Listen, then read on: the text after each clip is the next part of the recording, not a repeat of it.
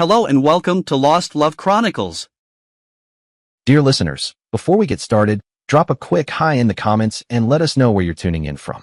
Also, if you have any suggestions for us to make the channel better, please let us know. Now let's start with the story. My wife flirted with her ex behind my back and called marriage a prison, so I froze our accounts and watched her perfect life implode overnight. I'm a 34-year-old guy, and until last year, I was a senior IT project manager at one of those giant corporate tech firms that grind you down, but keep you around with just enough money to make quitting seem irresponsible. I'd been there almost a decade. Not exactly the life I dreamed of when I was younger. I always wanted to start my own gaming company, but that dream kept getting pushed further out as the paychecks got bigger. It paid $110,000 a year, plus bonuses. Not life-changing, but solid. Most of it vanished every month thanks to my now ex-wife, Sasha. She was 32. We met 7 years ago at my buddy Damien's wedding. She was the maid of honor. Stunning, confident, and sharp-tongued in a way that made you want to keep up. She wasn't rude, just had this way of teasing you like she already knew you weren't good enough, and you were going to try anyway. Back then, she worked as a marketing consultant. That was the official title, anyway. In reality, she was posting filtered pictures on Instagram for a couple of local boutiques and writing captions about scarves and handmade soaps. Barely made enough to cover rent. I was making around $85,000 then, had just closed on my first condo. It wasn't huge, but it was mine, one bedroom, downtown, nice view, a grown-up kind of place. Looking back now, I know that was probably the real attraction. The first couple of years weren't bad. Not perfect, but decent. We laughed, went out on weekends, made plans. But there were red flags even then. She'd come home from her client meetings annoyed, tossing her bag on the couch. "They look at me like I'm a high school intern," she'd complain. "I have a feminist studies degree from a top university, and they expect me to be their social media barista." I'd nod, try to be supportive. "I'm sure it's not personal," I'd say. "You're good at what you do." "No," she'd snap. "It's the patriarchy. They'll hand 6 figures to some frat boy who can barely spell campaign. But I have to fight to get paid for a sponsored post." Meanwhile, I was pulling 60 to 70-hour weeks, taking on extra projects, working weekends, trying to stack up savings. She started pushing for a house, said the condo was too bachelor and that we needed to grow into something in a better school district. We didn't even have kids, but somehow that became my job too. Nothing I did was ever quite enough. Got a 5% raise after killing myself for 2 quarters. She just looked at me and asked, "Why not 8%? Weren't you leading that product launch?" I brought home flowers on a random Tuesday, once roses. She barely glanced at them. "That's sweet," she said. "But you know Amanda's husband just surprised her with a weekend trip to Sonoma?" Just saying. Always comparing. Always pushing. We got married after 18 months.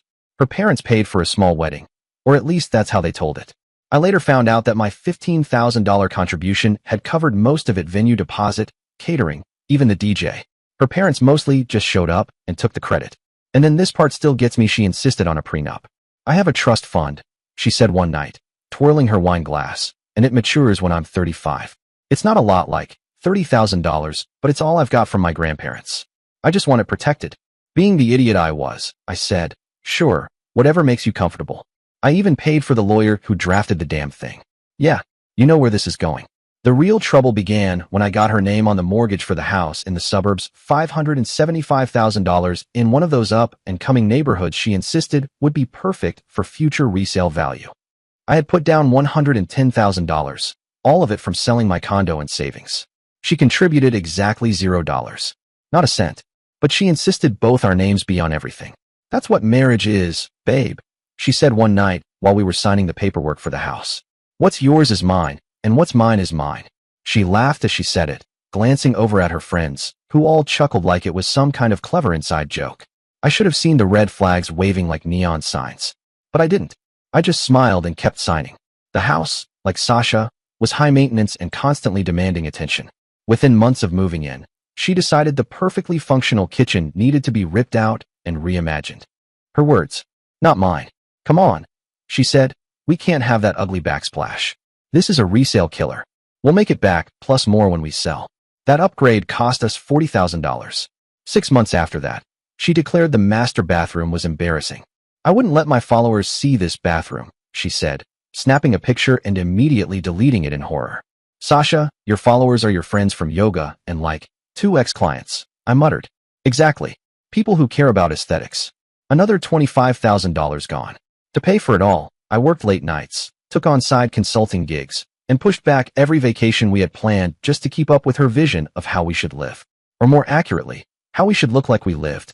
My parents started noticing the changes. I didn't laugh as much. I looked heavier, even though I hadn't really gained weight. Just worn down. During one rare visit, when Sasha had predictably a scheduling conflict, my dad pulled me aside. "You happy, Kirk?" he asked. "You seem tired." "I'm fine, Dad," I told him, forcing a smile. "Just a lot going on at work. Promotion stuff. You know how it is." But it wasn't just work. I was exhausted from walking on eggshells in my own house. Everything had to be her way. The furniture? She chose it all. If I suggested something, I got the look. "Beige," she scoffed once. "Are we 80? Vacations?" She made all the plans. "My college buddies?" "Too immature," she said. "My work friends?" "Corporate drones." "My family?" "Too far to bother visiting." But her friends? They were amazing, inspiring boss babes. The kind of women who needed weekly dinners at overpriced restaurants with vibes. Her family needed regular check-ins and thoughtful gifts for every small occasion. Her dreams deserved her words' unconditional support, financial and otherwise. By year 3, she quit her marketing job to find herself. I remember the exact phrase. "I just feel like I need time to figure out who I am outside capitalism." That discovery process involved a string of hobbies and career explorations. Each one lasted a few months and cost more than the last. There was the pottery phase, $2,500 for a wheel, kiln access, and tools. Then the amateur photography business, for $1,200 on a camera, lighting kit, and lenses never used after month 2. The interior design course, $3,800 in tuition. And finally, the one that stuck, sort of the wellness influencer brand. That became her whole identity. Fast forward to last June. I had finally gotten the big promotion, senior project manager, in charge of a team of 12 and a portfolio worth about $25 million. The stress was brutal, the hours longer, but the pay bump helped $128,000 a year, plus quarterly performance bonuses. Sasha, by then, had cycled through 4 jobs, none lasting more than 8 months. She was once again between opportunities, her 3rd round of unemployment during our marriage. But she proudly told people she was building her brand. That brand was a wellness lifestyle Instagram with about 1,200 followers and a grand total of maybe $200 a month in affiliate commissions. Every morning, I'd be up by 5:30. It wasn't even for work. It was the only time I had to do something for myself. I'd slip out of bed quietly, put on my sneakers in the dark, and get in a quick workout before logging on by 7 o'clock. Meanwhile, Sasha would sleep at 9 o'clock, sometimes 10 o'clock, then spend the next several hours on her phone. She called it engaging with her community. In reality, it meant scrolling, liking, commenting, posing, creating content, most of which involved selfies with products she'd talk me into buying. While I ate sad desk lunches during back-to-back Zoom calls, she was posting avocado toast and matcha lattes with captions like "nourishing my body" and "protecting my peace." Rejecting toxic hustle culture. #wellnessqueen. And then came the lake house invite. Keith, my boss, had been planning it for weeks. A weekend getaway at his lakefront home for the management team and their spouses. It was meant to celebrate the successful rollout of a massive project I'd been leading. I'd been grinding 80-hour weeks for almost 3 months. Burnout wasn't even the word. This weekend was supposed to be a thank you. Naturally, Sasha complained the entire drive up. "It's so cramped back here," she said, stretching her legs out and glaring at the dashboard. "It's a BMW 5 Series," I said, not hiding my irritation. She crossed her arms. "Well, it doesn't feel like one." Then it was the weather. Ugh. "It's way too hot for June," and the music. "Did you seriously make a playlist with Imagine Dragons on it?" she asked, like I'd committed a felony. I kept telling myself, this weekend is important. Be pleasant. Make a good impression. Don't let her screw this up for you. She perked up, of course, once we arrived. Keith's house was stunning, true lakefront, full wraparound deck, 5 bedrooms, sleek kitchen, and a dock that looked straight out of a movie. The second she saw it, she straightened her hair in the rearview mirror and slipped on her designer sunglasses.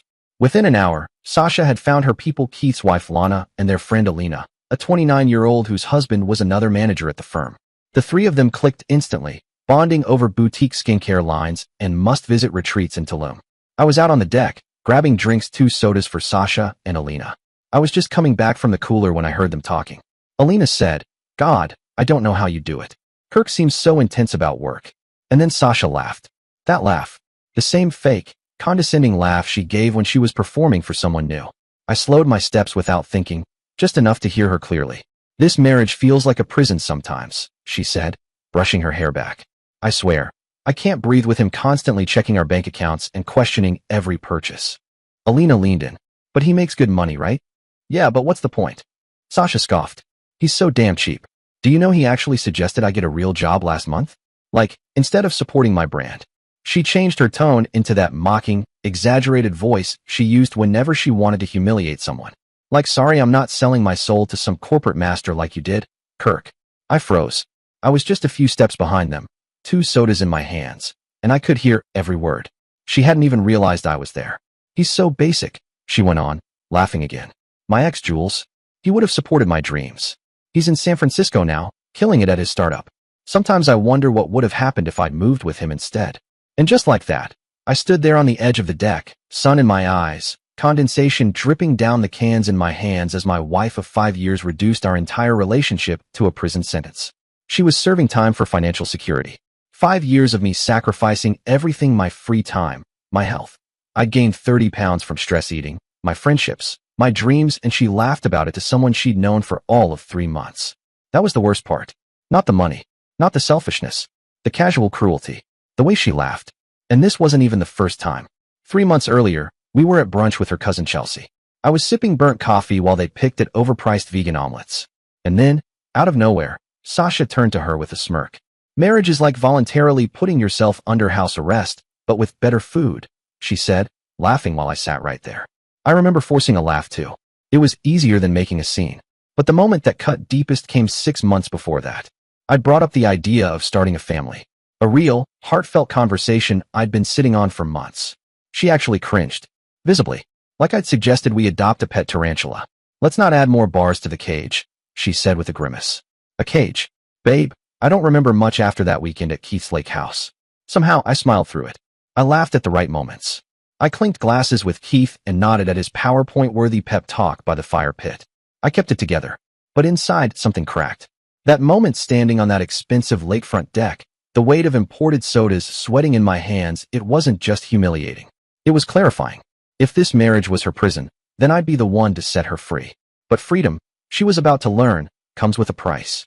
The drive home was a marathon of her complaints. I mean, did you see how Lana was showing off that new kitchen? She scoffed. Then 5 minutes later, ugh, those bedsheets were like sandpaper. Who doesn't use Egyptian cotton? I kept both hands on the wheel, eyes forward, letting her voice roll off me like rain on a windshield. Oh, and how embarrassing was it when Keith said most people got 5% raises, and you only got 3%. She didn't pause for a response. We really need to talk about your career trajectory, she said, scrolling through her phone. Keith mentioned that director position opening up next year. That should be at least $170,000, right? We could finally renovate the backyard. I've been thinking about one of those natural swimming pools. I nodded, made the right noises. But my mind was somewhere else entirely. The prenup, the one she had insisted on. She thought it protected her precious trust fund, and it did. But what she didn't seem to care about was that it also protected my retirement accounts and everything I brought into the marriage. The house, bought with the proceeds from the sale of my condo. The savings? Mostly mine. But thanks to living in a community property state, she'd still be entitled to half of our joint assets. So I started thinking, what if there were no joint assets left to divide? That Monday morning, I called in sick for the first time in 3 years. Sasha was off at some business brunch with her Instagram entrepreneur friends. She charged $120 to our joint card before she even ordered her oat milk latte. And while she was posing for selfies with overpriced acai bowls, I made 2 very important calls. First, to Tristan, my old college roommate. A damn good guy. Happened to be a divorce attorney now. Then to my bank. Kirk, buddy. Long time no talk. Tristan's voice came through like a lifeline. We hadn't spoken in years. Sasha always said he was a bad influence. Why? Because he was single and enjoyed his freedom. I need your help, Ty. Professionally. I kept my voice level, even though my heart was pounding in my chest. I laid it out for him, all of it. The lake house. Her mocking comments. The ex. The spending. The shift in our marriage from partnership to performance. There was a long pause on the other end of the line. Man, Tristan finally said. I'm sorry, but you came to the right guy. His voice steadied me, gave me just enough room to breathe. Her prenup, he continued, actually works in your favor. That surprised me. She can't touch your 401k or the down payment you made on the house. That's yours, clean. But we need to document everything else carefully. He paused to let that sink in. And listen, he said, this next part's important. Keep acting normal. Keep playing the part. Don't confront her. Don't change your behavior. And especially don't start moving money around in big chunks. Courts hate that. That afternoon, I left the apartment under the pretense of running errands and opened a new bank account at an entirely different bank, no shared access. No paper trail leading back to Sasha. Then I got to work. I started gathering records meticulously. Every contribution I'd made to our joint expenses. Every major purchase. Every trip she insisted we take. Every boutique item that showed up on sale. But the most important, her words. Screenshots of her casual cruelty online. The smug captions about choosing self-care over servitude. The flirty emojis and late-night comments she left on her ex-Jules page. He was far more present in her digital world than I'd ever realized. And the spending. For designer purses last month alone. 4. While telling me we needed to cut back on expenses and maybe downgrade our gym membership. For the next 6 weeks, I became two people. On the surface, I was still the same. The tired husband. The steady income. The passive nods and polite chuckles at her brunch recaps. Still working long hours. Still funding her brand collaborations that required new outfits and salon visits. But underneath, I was building an escape plan with the precision of a seasoned PM. Phase 1, financial separation. I rerouted my next paycheck into the new account.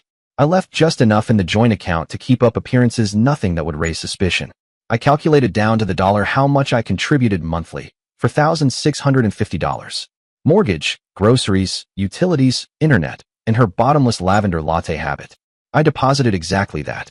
No more. No less. Phase 2, documenting her behavior. I installed a small voice recorder in the living room. Legal in my state, so long as one party me knew about it. It caught everything. One gym, a 1-hour phone call with Alina. Settling for stability over passion is killing my soul, Sasha said, her voice thick with theatrical self-pity. Kirk wouldn't even know what to do with a real woman's needs. Another night, she called me safety net energy. Whatever the hell that means. Phase 3, securing allies.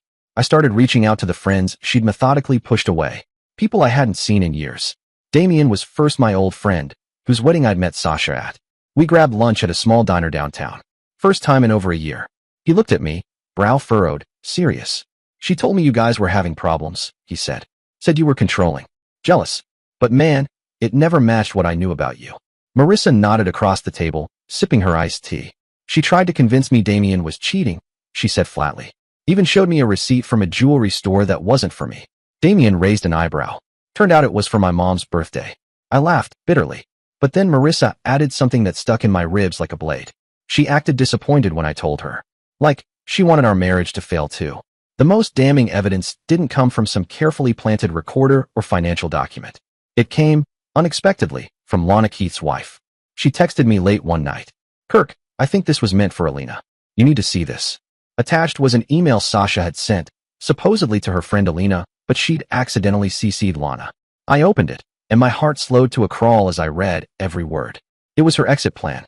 In cold, meticulous detail, she laid out how she was going to wait until I landed the director promotion I was in line for next year, wait until my salary hit at least $175,000, then file for divorce. And that wasn't even the worst part. She mentioned a side business account I'd never even heard of, separate from her influencer brand, completely hidden from me, buried among affiliate links and sponsored meal prep, and worse, email chains with a divorce attorney, one who specialized in helping women leave so-called financially abusive relationships with the biggest possible settlement. She was already preparing to paint herself as a victim. I forwarded the email chain to Tristan. His response came back instantly. Holy shit. Dude, this is better than anything we could have hoped for. During the following weeks, while still keeping my cool at home, I kept digging. I discovered Sasha had been lying daily. What she called networking lunches were nothing more than luxury shopping trips. She had a business conference in San Diego? Sure. Except it happened to be at the exact hotel where her ex Jules was giving a talk. Coincidence? No chance. She'd borrowed $3,000 from our emergency fund, claiming it was for a minor outpatient procedure. I checked the billing. Cosmetic fillers and Botox. Nothing medical about it. And the real gut punch? Credit card statements revealed she'd been secretly making payments on a second card, one I never knew existed. Over $12,000 in debt, racked up in just 8 months. Clothing, spa treatments, weekend getaways I hadn't even been invited to. I felt sick. Not just betrayed. Used. Like I'd been living with a stranger, a parasite wearing my wife's face. Then came the golden opportunity. She burst into the room one morning, eyes wide with faux excitement. Babe, you're not going to believe this. I got invited to an influencer retreat. In Sedona. She launched into the pitch. It's an all-expenses-paid deal luxury resort, content collabs, branding seminars. Only thing I need is, like, $1,500 for incidentals. Travel, tips, that kind of thing. I didn't hesitate. Absolutely, I said, nodding. Sounds amazing. You should definitely go. She blinked. Really? You're not going to give me a hard time about this? Not at all. I smiled, calm as ever. Your brand's growing. This could be a great opportunity. She tilted her head, suspicious. Watching me. Measuring. Then she smiled big and satisfied. Well, finally you're starting to understand how this influencer thing works. Investments now lead to big returns later. The irony almost choked me. The moment her flight took off, I got to work. I took a week off. My first real vacation in 3 years. Only it wasn't a break, it was phase 4. Within 48 hours. One with help from Damien, Tristan, and 2 cash-paid movers. I moved all my personal belongings to a storage unit. Everything I owned, accounted for. 2, I cataloged and photographed every item in the house. Backed by receipts. If it ever came to a courtroom, I wasn't going to let anything be questioned. 3, I installed security cameras at all entry points. With clear, legal signage. All within state law. All time-stamped. 4, I changed passwords on all our joint credit cards. Lockdown mode. 5, I met with Keith, in person, and told him everything. Sat across from him in his office, no sugarcoating. Keith, I need your support. I didn't want to drag you into this, but I need you to understand what's coming. I had a feeling something wasn't right, Keith said, shaking his head slowly as he scrolled through the documents on my laptop. After I showed him the evidence, Sasha's emails, screenshots of her hidden spending, the breakdown of her separate card charges, he looked more resigned than surprised. Lana mentioned Sasha had been asking weird questions lately. About our finances, my compensation package, what our bonuses looked like, he exhaled sharply. Now I get it. That conversation only confirmed what I already suspected. Sasha hadn't just been planning her escape. She was studying my colleagues' incomes to estimate what I should be earning and how much she could take. But the nail in the coffin? I had documentation clean, time-stamped records from our bank showing Sasha had been transferring $750 to $1,200 a month to a private account. For the past 18 months. The account was in her name only. The money? Pulled directly from my paychecks. She hadn't contributed a single cent during that period. Not to rent, not to bills, not to groceries. She claimed we needed more for household expenses. According to my spreadsheet, she'd siphoned over $19,000 right out from under me while playing the victim. It was enough. The day before Sasha was due to fly back from the retreat in Sedona, Tristan filed the divorce papers. We didn't stop there. Alongside it, we submitted an emergency petition citing financial misconduct. A request to freeze all joint assets pending investigation. The judge, a no-nonsense woman in her 60s with a reputation for efficiency, granted it within hours. Tristan was explicit. Do not go back to that house. Not tonight. Not tomorrow. Not until I say it's safe. People get desperate when their fantasy crumbles. You need to protect yourself. So I didn't go home. Instead, I checked into a hotel. Simple. Quiet. Nothing fancy. For the first time in years, I fell asleep without that weight on my chest. No anxiety dreams. No waking up in a panic about overdue bills or another emergency Sasha had created. Just silence. It felt like I had finally taken off a 100-pound backpack I didn't even know I'd been wearing. The first call came at 8:47 p.m., just after her flight landed. Kirk, I just got to the house from the airport. Why is there a notice on the door? And why isn't my key working? I kept my voice steady. Check your email. What? What the hell is going on? Check your email. Then I hung up. 10 minutes later, my phone lit up like a slot machine. Calls. Voicemails. Texts. Some pleading. Others furious. One even sounded like she was crying. I ignored them all. Tristan had been very clear. No direct communication. All contact was to go through legal channels. Everything in writing. From the mess of messages she vomited out over the next few hours, I pieced it together. She'd arrived at the house to find the locks changed, completely legal under the emergency order. A formal notice of divorce proceedings was taped to the door. When she finally opened her email, she found not just the divorce filing, but documentation of the asset freeze, including the credit cards she'd planned to use for a Lyft and hotel. Some highlights from her rants. You can't just lock me out of my own house. This is illegal. Answer your phone, you coward. Where am I supposed to go? All my things are in there. You're going to regret this. I've got friends who are lawyers too, Kirk. This is financial abuse. I'm calling the police. And then, at 11:23 p.m., came the last one for the night. You psychopath. You won't get away with this. I forwarded Sasha's midnight text to Tristan with a caption. Exhibit A of threatening behavior. His reply came a minute later. Keep it coming. It's painting a very clear picture. The next morning, my phone rang. Damien. Dude. He started without even saying hello. Sasha's on a full-on rampage. I rubbed my eyes, still in the hotel bed. What now? She's calling everyone telling them you had some kind of mental breakdown. That you cleaned out the accounts and abandoned her. He paused, like he couldn't even believe what he was about to say. She even called Keith. Said you've been embezzling from the company to feed a gambling addiction. That actually made me laugh for what felt like the first time in years. Keith already knows everything. He's the one who helped me document her side account. Damien sighed. Yeah, well, she showed up at our place last night. Midnight. Marissa didn't want to let her in, but she was crying in our driveway loud enough to wake half the neighborhood. I sat up. She what? She spent 2 hours sobbing about you, how you changed, how you blindsided her. Then asked to borrow $2,000 for a lawyer. Did you give it to her? Damien barked a laugh. Hell no. We offered her the couch for the night. That's it. She left this morning pissed we wouldn't take her side. Similar stories trickled in from other friends and even colleagues. Sasha was working overtime smearing my name to anyone who would listen, painting herself as the abandoned wife of a cold, paranoid man who'd just snapped. She even called my parents. Tried the whole act how I'd become someone else, how she was worried I was having a breakdown, how maybe I needed professional help. Luckily, I'd already looped them in weeks ago, sent them some documentation, explained what I'd been living through. My dad's response had been short, brutal, and classic. About damn time, son. That woman's been bleeding you dry for years. But none of that compared to what came 3 days later at the emergency hearing. Sasha arrived flanked by a tiger of a divorce attorney, a woman with a reputation for bleeding husbands down to their last dime. I'd seen her name on forums, even read articles where she bragged about 7-figure settlements. They were clearly prepped for war. Their weapons? A narrative of my supposed controlling behavior, financial abuse, and abandonment. Sasha had been coached well. Gone were the designer labels, the eyelash extensions, and the overly contoured Instagram look. She wore a modest blue dress. No jewelry. Hair pulled back in a plain ponytail. Minimal makeup. She looked like someone's kindergarten teacher. It was performance, through and through. The picture of a dignified, devastated wife. But what they weren't prepared for was Tristan. He didn't posture. He didn't raise his voice. He simply presented calm, methodical, undeniable. Bank records showing Sasha's secret account. Time-stamped audio of her mocking our marriage. Screenshots of her flirtations with Jules. The now infamous email to Alina detailing her exit strategy. Affidavits from Keith, Lana, Damien, and Marissa all describing the same manipulative, self-serving patterns. Credit card statements that documented her lifestyle, luxury, indulgence, deception. Even proof she'd quietly consulted 3 divorce attorneys while I was pulling late nights to keep us afloat.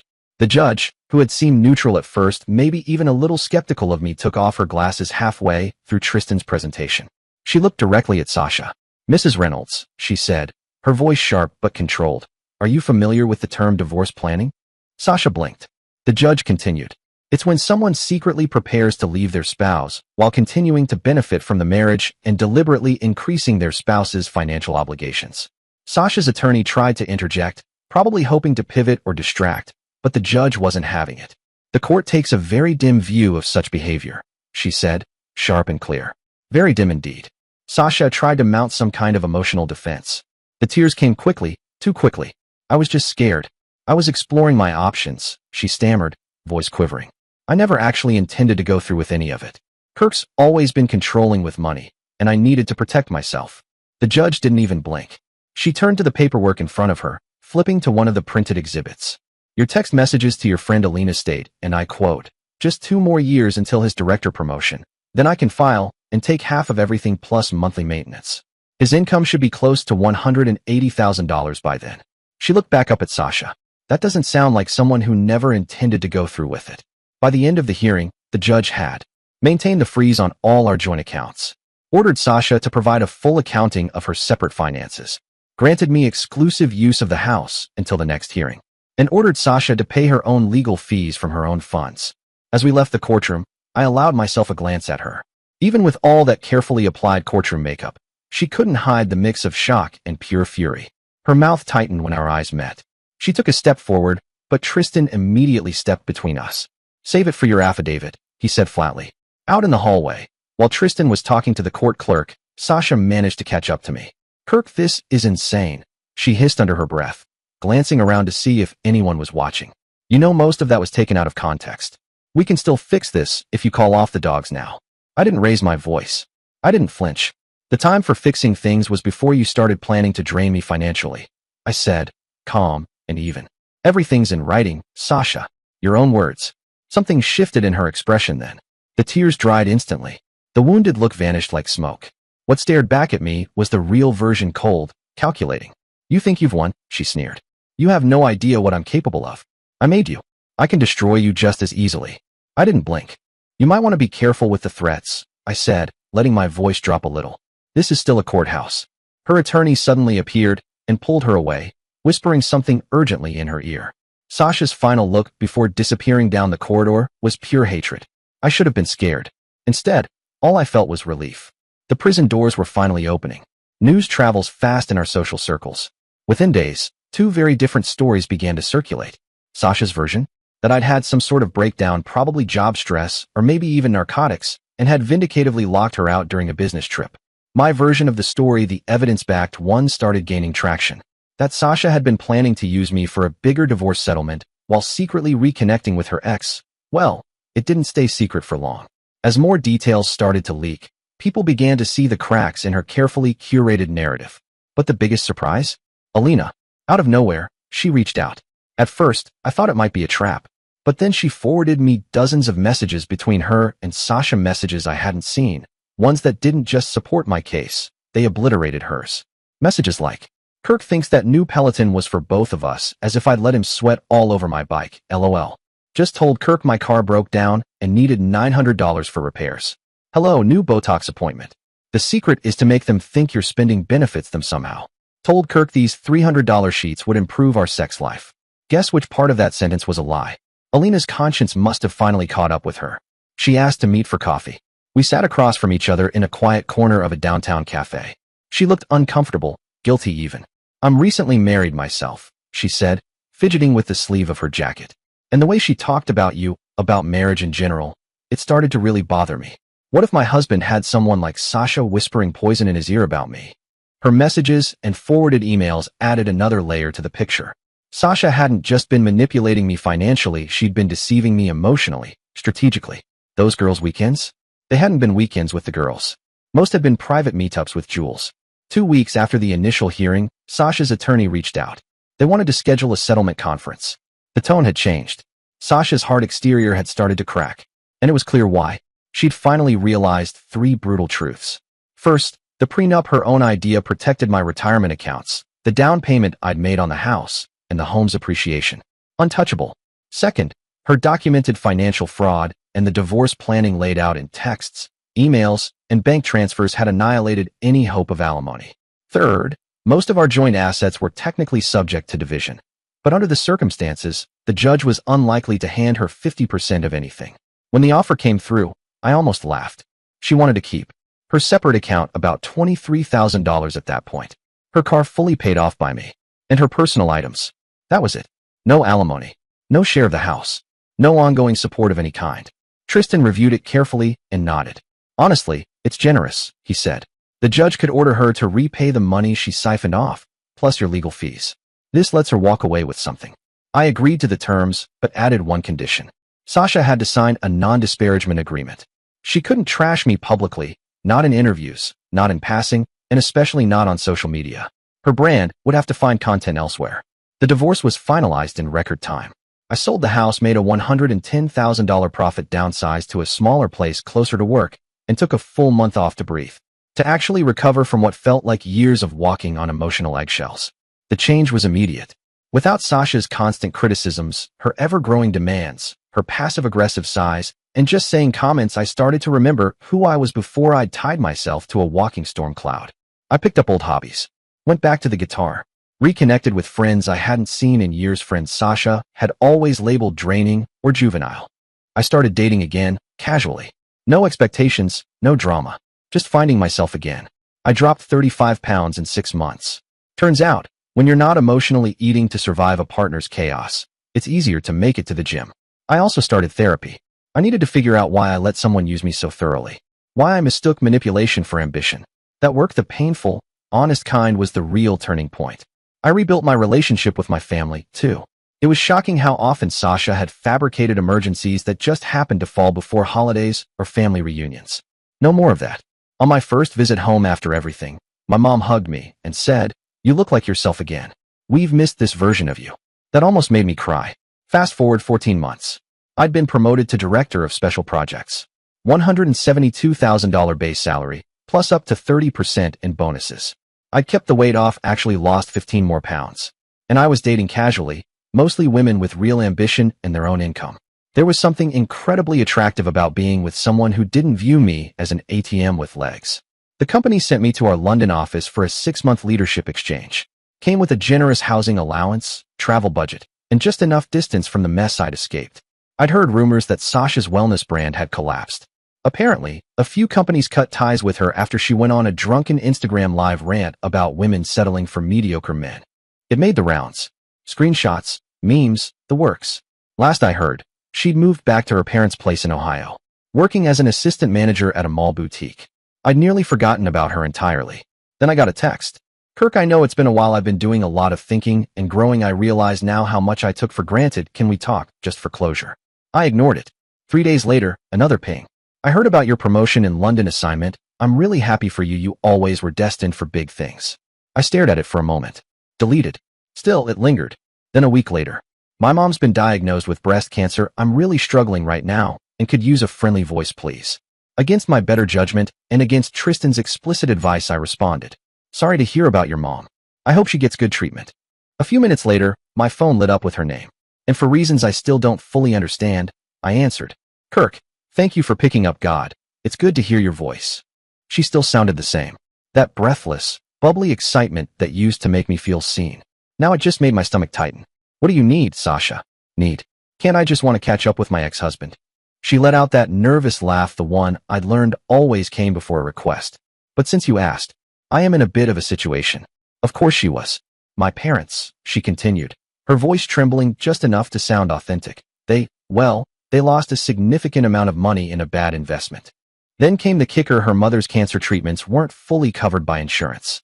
The same trust fund she'd been so obsessed with protecting in the prenup, mostly drained, spent bailing out her parents. She was working retail now. $16.50 an hour at a boutique. No benefits. Her car was on its last legs. "I know we didn't end on good terms," she said, softening her tone. That same voice she used back when she'd asked for new jewelry just because. "But I always knew you were a good man, Kirk. The best man I've ever known." I could hear the setup coming from a mile away. "What exactly are you asking for, Sasha?" She paused, and then laid it out like it was a reasonable request. "I need about $35,000 for my mom's treatments and to get back on my feet." Before I could respond, she added, "I could pay you back once I get a better job, or we could discuss other arrangements." That last line, "other arrangements," carried a weight I didn't miss. Then her voice dipped lower, silkier. "I'm still technically in my prime," she said. "And I know you always said I was the most beautiful woman you'd ever been with. We could reconnect. I could even move to London for a while. Help you settle in. Like old times." I laughed. Loudly. I didn't mean to, but I couldn't stop it. The same woman who had once described our marriage as a prison, who'd plotted my financial ruin, mocked me behind my back, and treated our relationship like a strategic acquisition, was now trying to reinvent herself as my escort. "Sasha, let me be very clear," I said, my voice flat. "There will be no money. No reconnecting. No arrangements. The only reason I even answered your call is because I'm in a good enough place now to not hate you anymore. I just feel nothing." She tried to speak, but I cut in. "And your mom? I'm sorry. Truly. I hope she gets the care she needs. But her medical bills are not my responsibility. You made damn sure we were no longer family, remember?" There was silence on the line. Then I added, "You should reach out to Jules in San Francisco. I hear he's killing it at his startup." She gasped. "That was private." I smiled. "Nothing was private, Sasha. That's what you never understood. In a real partnership, there are no secrets. But we never had a real partnership, did we?" I could hear her breath hitch, the soft sound of sobs beginning. "You had a business arrangement with a walking ATM." She started crying then. And for once, it sounded real because the performance wasn't working. "Kirk, please," she begged. "I'm desperate. I have nowhere else to turn. Everyone else has abandoned me." For a moment, I felt something stir, an old instinct to help, to fix, to protect. But it vanished as quickly as it came. I remembered the late nights at the office while she burned through our money. The gaslighting. The betrayal. The plan she'd crafted to drain me dry. And I realized something. That's what happens when you treat people like resources to be exploited, Sasha. Eventually, the resources run out. I suggest you start building something real with whatever you have left. I said it plainly, without anger, just finality. Her voice transformed instantly, flipping from pleading to venom in a heartbeat. After everything I put up with? The boring sex? The long hours? Your pathetic need for validation? You owe me. I didn't even flinch. I paid all my debts in full during the divorce, Sasha. Goodbye. I hung up, blocked her number, then opened my laptop and emailed Tristan a full summary of the call just in case she tried anything else. With Sasha, that was never off the table. 2 days later, Damien called. Dude, he said, you're not gonna believe this. Sasha's been calling everyone we know asking for money or a place to stay. She even reached out to Keith. That raised my eyebrows. Keith, I asked. Why the hell would she contact him? Claimed she had information about company improprieties that might interest him. Of course she did. What did he say? He recorded the call and sent it to his attorney. She's in violation of her NDA, man. You could hit her with penalties if you wanted. I sat back in my chair, staring out the window of my London flat. The Thames shimmered in the evening light. Part of me, some bitter, still wounded part, wanted to go after her. To twist the knife. To make her suffer financially the way I had suffered emotionally. But that part of me was quiet now. The louder voice, the stronger one, knew better. Tell Keith I appreciate the heads up, I said. But she's not worth the effort. I've got a life to live. And I did. A life that had become immeasurably better since walking away from someone who saw me as nothing more than a resource to be drained. Eva, my new girlfriend, a pediatric surgeon I'd met at a charity event, was the polar opposite of Sasha. No entitlement. No games. No need to be impressed with anything except honesty and shared values. We were planning a hiking trip through Scotland during my next break from the London office. She was excited about the weather, the terrain, and the whiskey. I was just excited to be with someone real. The irony of Sasha's downfall wasn't lost on me. She'd spent years curating an image on social media, flashing our marriage as a glamorous power couple life when it suited her brand, then painting me as the problem behind closed doors. Always the victim in her version of events. Now, she was working retail, living with her parents at 32, and watching from the outside as I thrived without her. My therapist once suggested that Sasha's attempts to reconnect weren't about money, they were about control. She couldn't stand that I had escaped her influence, that I was doing better, that I was simply happy. Success is the best revenge. But watching her see that success, knowing she wanted back in, was the sweetest revenge of all. That night, Eva and I video chatted about our upcoming travel plans. She lit up when I told her I'd found a place in Glencoe we could stay, surrounded by mountains and silence. And in that moment, I realized something profound. The prison had never been the marriage itself. The prison had been allowing someone to convince me I was worth nothing beyond what I could provide financially. By setting us both free, I'd finally discovered what actual freedom felt like. The freedom to be valued for who I was, not what I earned. The freedom to be with someone who saw partnership as something equal and supportive. The freedom of knowing my own worth. As for Sasha, last I heard, she'd started a GoFundMe for her mom's medical bills. It had raised $250 in 3 weeks, mostly from distant relatives. The page featured a long, meandering sob story about being abandoned in her time of need by those who had promised to love her in sickness and in health. Apparently, even in defeat, she couldn't stop trying to rewrite history. But that was no longer my problem. I'd escaped my prison sentence, and there was no looking back. Dear listeners, please share your thoughts in the comments section below, and don't forget to like, share, and subscribe.